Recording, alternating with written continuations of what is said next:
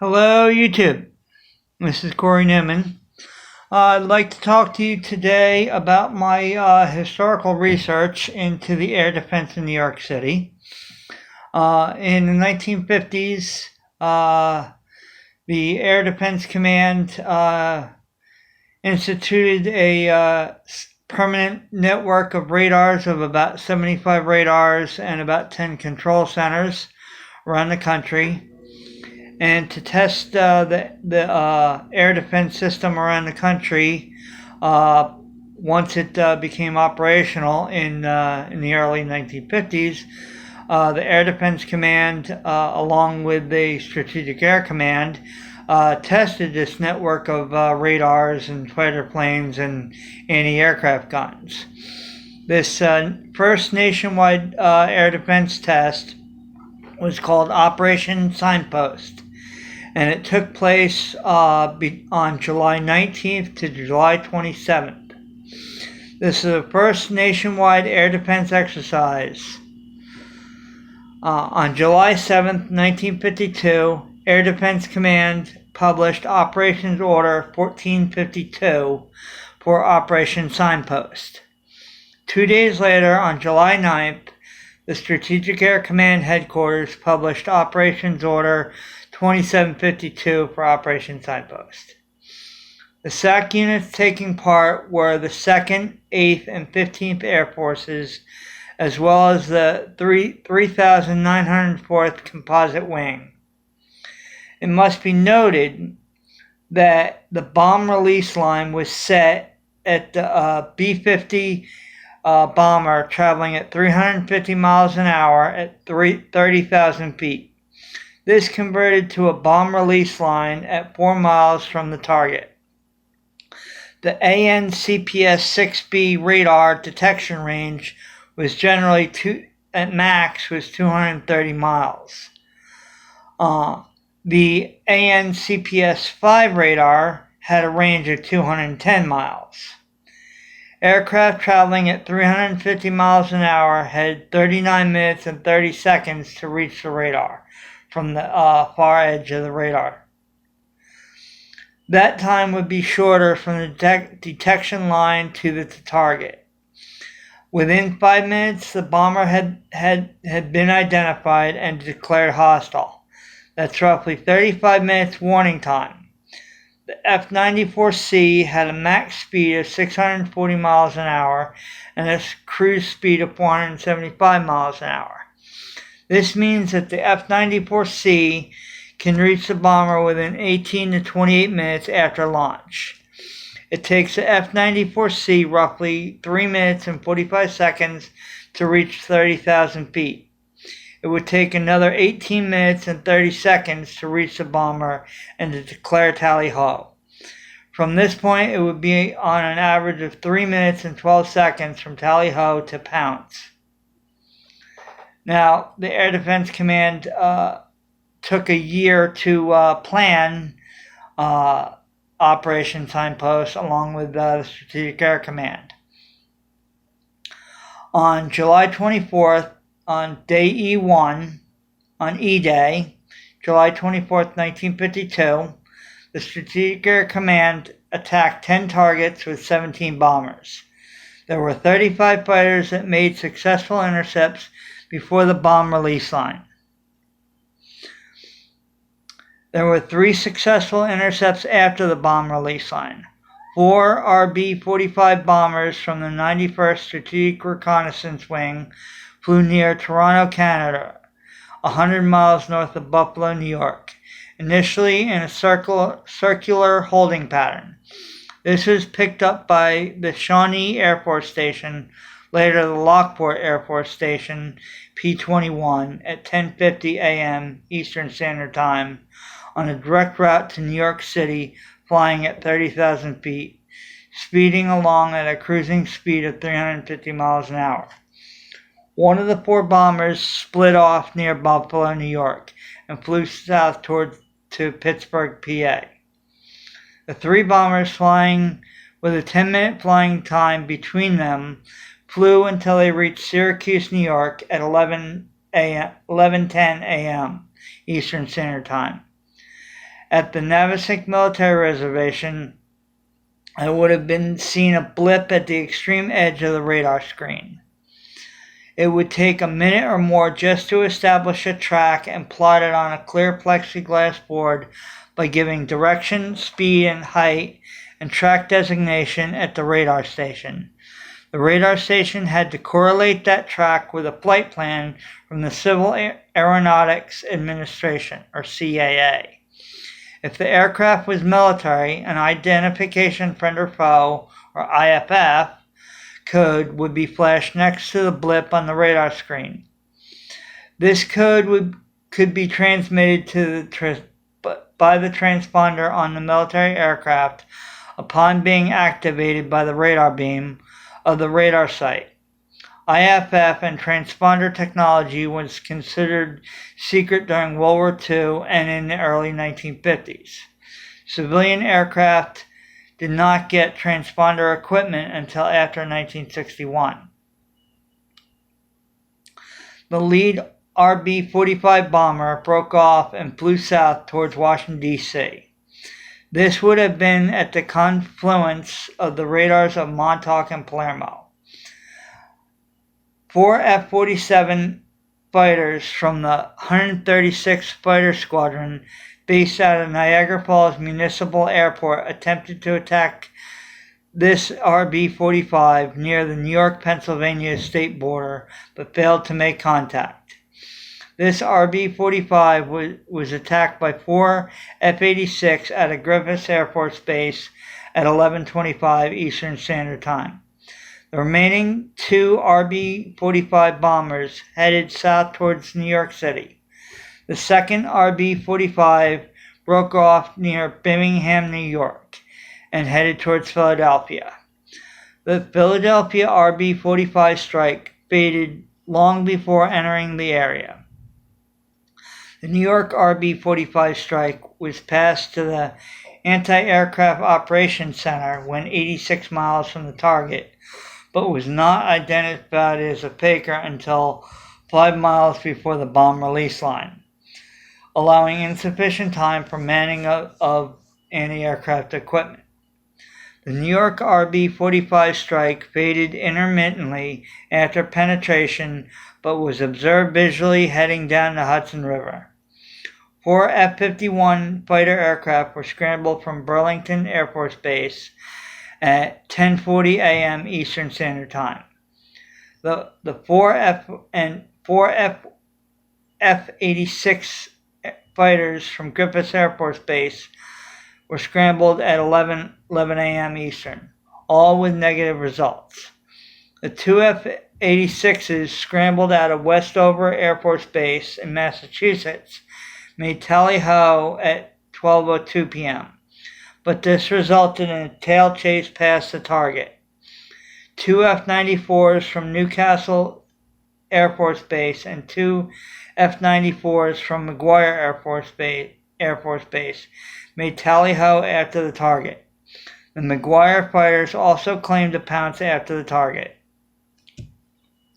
The low success rate of fighter intercepts within the Eastern Air Defense Force was attributed to late scrambles and confusion over control between the radar centers and the control centers. Against the New York RB-45 strike, the controlling station disregarded instructions from the control center and scrambled direct to the bomber. The 102nd Radar Calibration Squadron sent a radar calibration team to conduct a thorough ground evaluation and test the FPS-3 at Montauk and the CPS-6 radar at the Navesink Military Reservation for a special Eastern Air Defense radar calibration project. This ground evaluation was conducted the day after this exercise on July 24, 1952. Base defense plans were implemented at each aircraft control and warning radar station and of the 26th Air Division immediately after the beginning of Operation Signpost.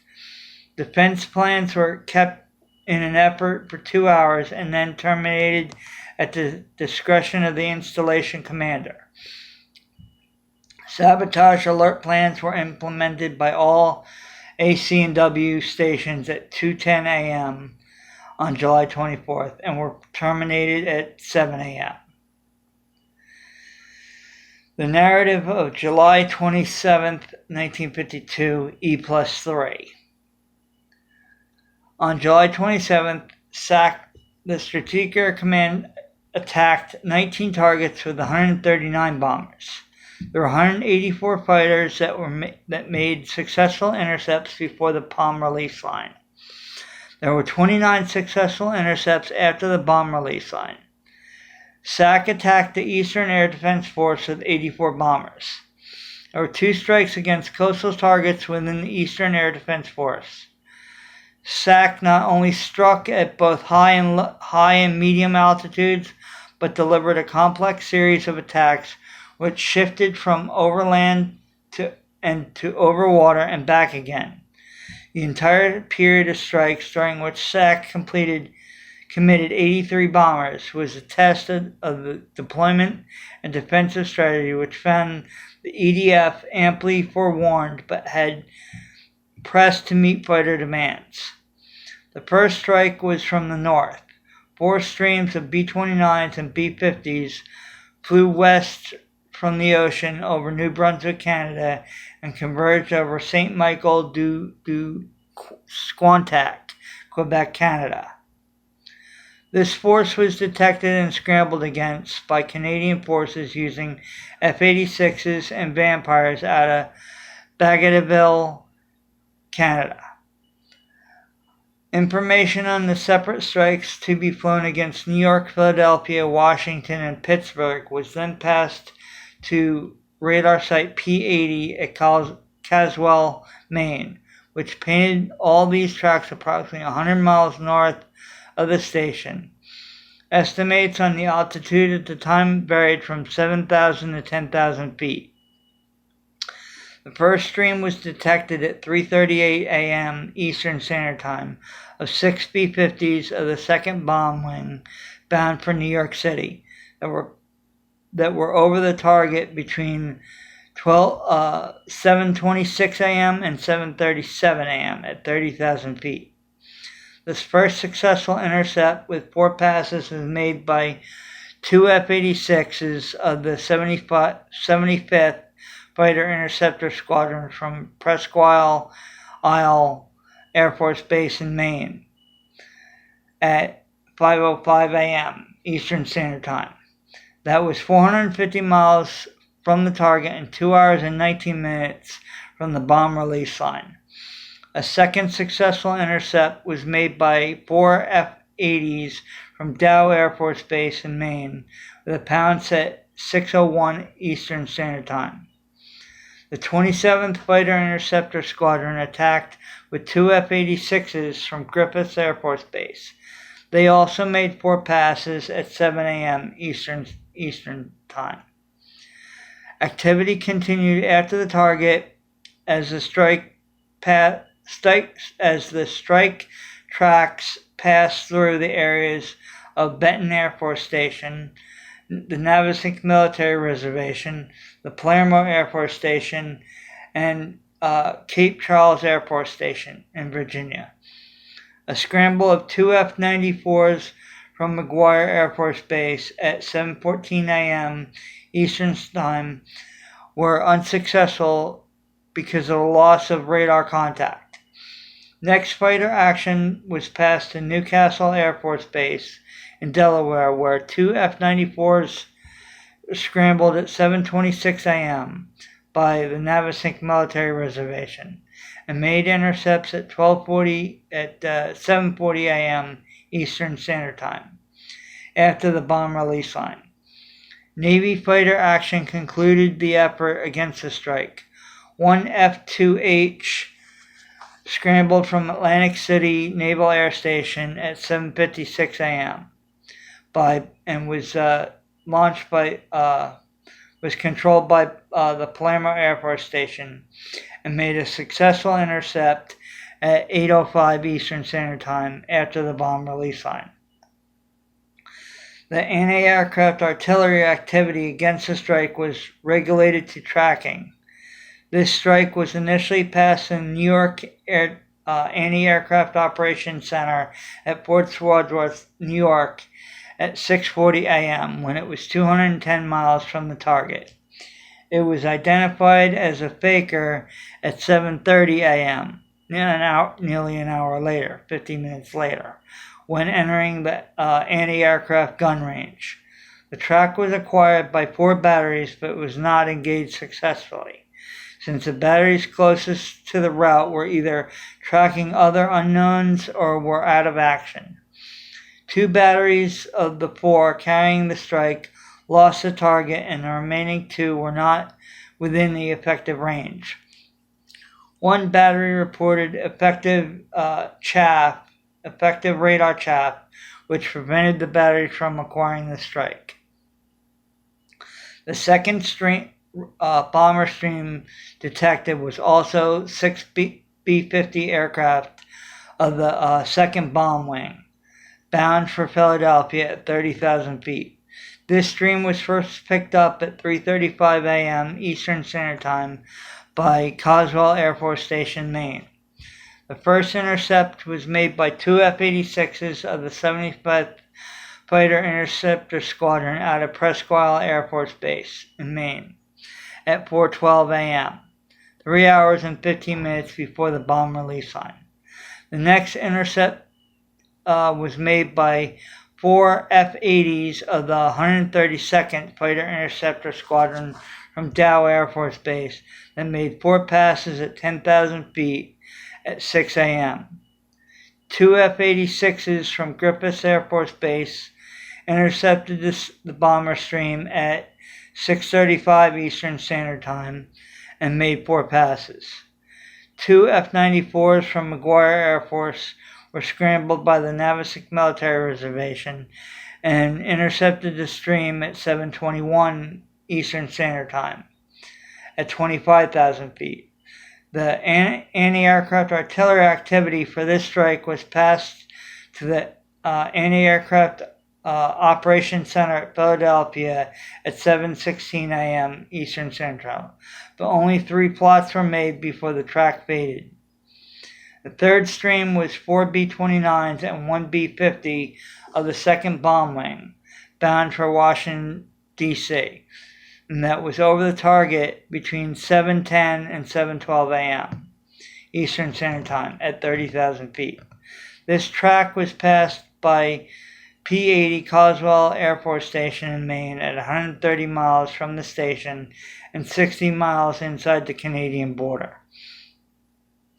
The first intercept against this stream was made by 2 F-94s from McGuire Air Force Base, scrambled.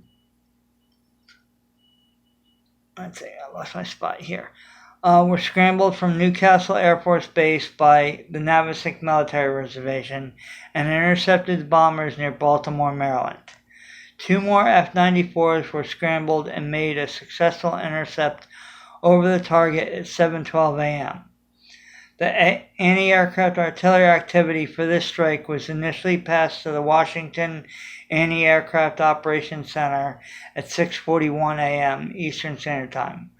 When the track was 80 miles from the target, it was acquired and tracked but not engaged by 7 batteries. Chaff was reported but did not interfere with the radar tracking. The last stream was 5 B-29s bound for Pittsburgh. 4 F-94s were scrambled from McGuire Air Force Base by the Navesink Military Reservation at 5:22 a.m. Eastern Standard Time, but was unsuccessful because the track faded from the radar. The second set of strikes was actually a 4-pronged diversionary strike from the ocean. The first detected strike was 3 B-29s of the 44th Bomb Wing and was headed initially for Boston, and was over the target at 6:30 a.m. Eastern Standard Time at 3,000 feet. This track was first picked up by P-45 at Montauk Air Force Station at a range of 160 miles to the southeast over the Atlantic Ocean, 200 miles from the New Jersey coast and 230 miles from the target. 4 F-47s of the 118th Fighter Interceptor Squadron were scrambled from Suffolk Air Force Base, with one fighter aircraft aborting because of engine trouble.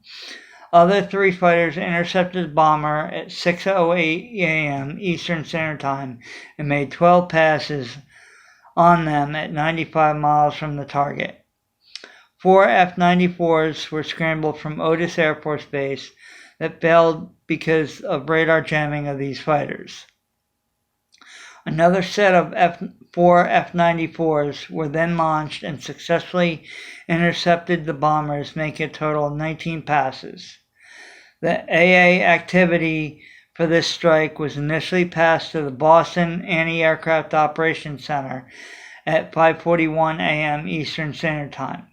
The three bombers were acquired by 4 batteries and engaged by 3 of them. The second diversionary strike was 9 B-29s of the 6th and 509th Bomb Wing, headed for Philadelphia, Pennsylvania. The initial detection was made by the Navesink Military Reservation at 5:48 a.m. Eastern Standard Time, at a range of 230 miles and 260 miles from the target. The first successful intercept was made by 2 F-2Hs of the Navy's VX-5 squadron from the Atlantic City Naval Air Station, approximately 125 miles from the coast and 177 miles from the target. 8 passes were made on the formation, flying at 10,000 feet. 2 more F-2Hs from the Navy's VX-3 squadron, also from the Atlantic City Naval Air Station, made 4 passes at 6:34 a.m. Eastern Standard Time. 4 F-94s were scrambled from Newcastle Air Force Base by the Navesink Military Reservation that made a total of 14 passes at 25,000 feet at 6:41 a.m. Eastern Standard Time. Another set of F-94s was scrambled from Newcastle Air Force Base and made 12 passes at 7:04 a.m.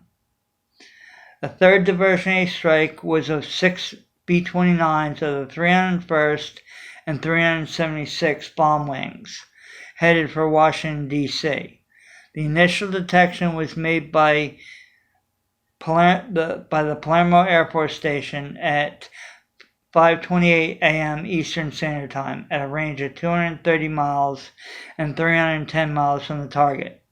The first intercept was made by 2 F-94s of the 148th Fighter Interceptor Squadron from Dover Air Force Base at 45 miles from the coast at 10,000 feet at 6:02 a.m.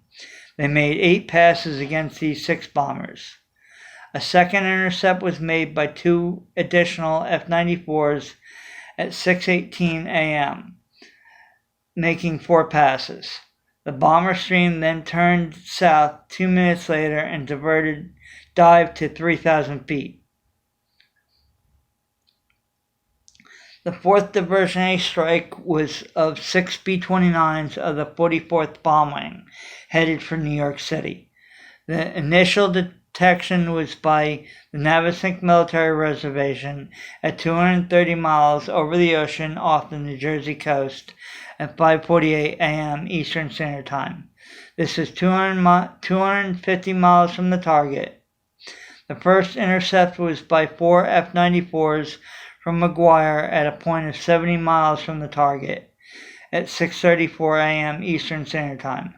Another intercept was made by 2 F-94s, also from McGuire Air Force Base, at 6:47 a.m.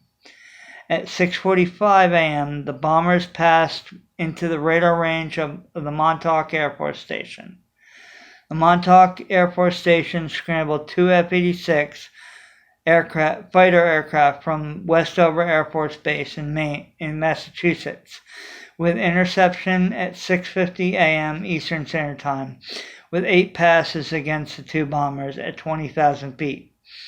The bombers then turned south at 7:02 a.m. Eastern Standard Time, then dived to 3,000 feet.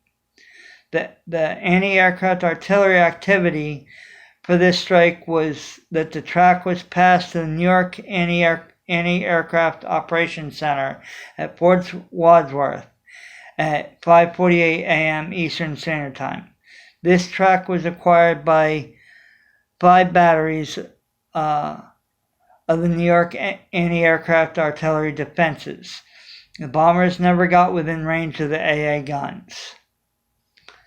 Narrative of July 28, 1952, E+4. On July 28, 1952, the Strategic Air Command attacked with 31 bombers against 31 targets on a reconnaissance and bomb damage assessment of the strikes of the previous day. SAC sent B-36s and B-45 aircraft from the Azores, Lockbourne Air Force Base, and Rapid City Air Force Base. The East Coast attack developed from an initial 3-pronged attack from the ocean of B-45 and B-36 bombers that developed into a 5-pronged attack of Boston, New York, Philadelphia, Baltimore, and Washington. The B-36 attack split into a series of streams against New York, Philadelphia, and Washington. The B-45 attacks were against Boston and Baltimore. The Baltimore strike was first detected by the Montauk Air Force Station at 5:15 Zulu time, approximately 250 miles from the Jersey coast. The B-36 set of strikes was first detected by the Brunswick Air Force Station at 9:19 Zulu time. Shortly after this, the strike was detected by the North Truro Air Force Station and the Montauk Air Force Station. The B-36 stream was first detected at 9:15 Zulu time. The Boston strike was detected at 5:30 Zulu time. The Boston strike of the 28th Bomb Wing was the 28th Bomb Wing of Rapid City Air Force Base and the 91st Strategic Reconnaissance Wing of the B-45s from Lockbourne Air Force Base.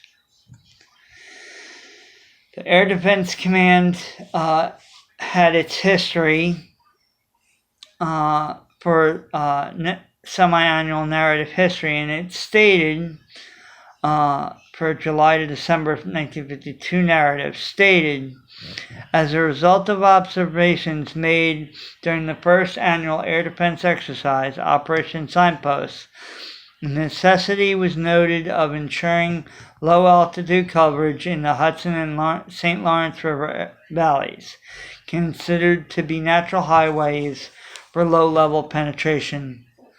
By the end of the year, however, no action had been taken on this recommendation, primarily because of the physical impossibility of closing all the many important gaps which were noted at various times.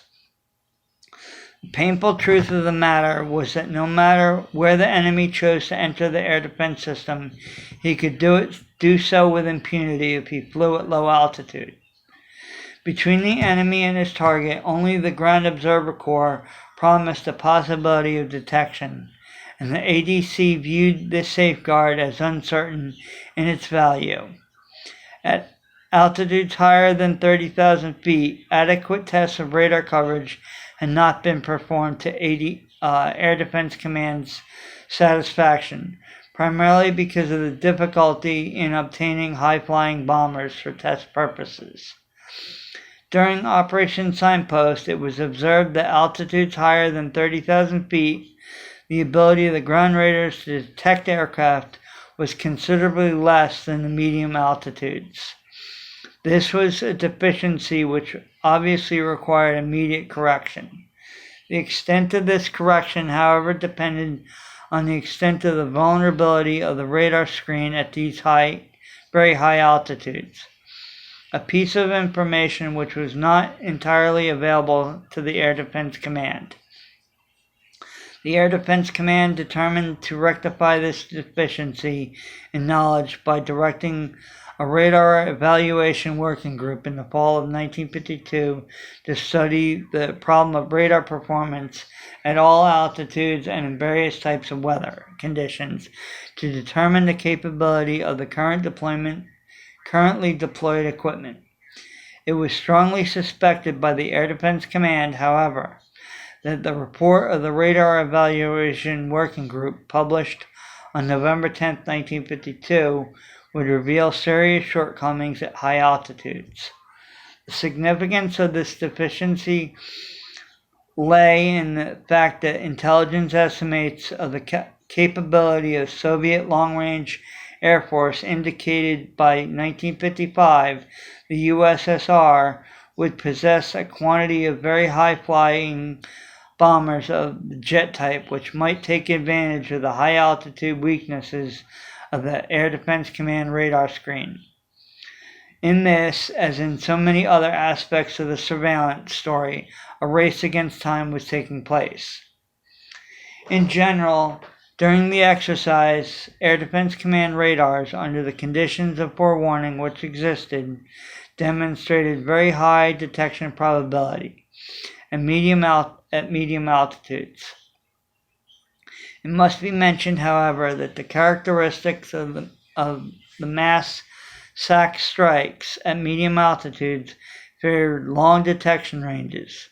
Nevertheless, the conclusion of the observers pointed to the fact that the radars were performing their mission in detecting the enemy aircraft of heavy bombers at such altitudes. It was noted, however, that the ranges against high-flying B-45s were marked lower than expected against B-36 aircraft, a conclusion which was not surprising to the Air Defense Command. As was also expected, detection ranges on the B-36 at altitudes above 30,000 feet were less than those obtained from the same aircraft at medium altitudes. Another deficiency noted during Operation Signpost was the intermittent failures of the radars in continuous tracking operation. This was true not only for bomber-type aircraft, but was especially true for fighter aircraft. A primary reason for the intermittent failures of the radars in tracking bombers was the density of air traffic in certain areas. In the New York, Washington, Philadelphia area, for example, the unusual density of air traffic at peak periods cluttered the radar scopes to such an extent that it was exceedingly difficult to track an identified aircraft through the radar coverage in that area. Dead reckoning procedures helped to some extent, but were not the sole answer to the problem. The use of trailer aircraft which would follow and report the position of the enemy was another alternative, but one which was not employed in the peacetime conditions prevailing in 1952. It was given serious consideration, however, for use in event hostilities. Another answer to the problem of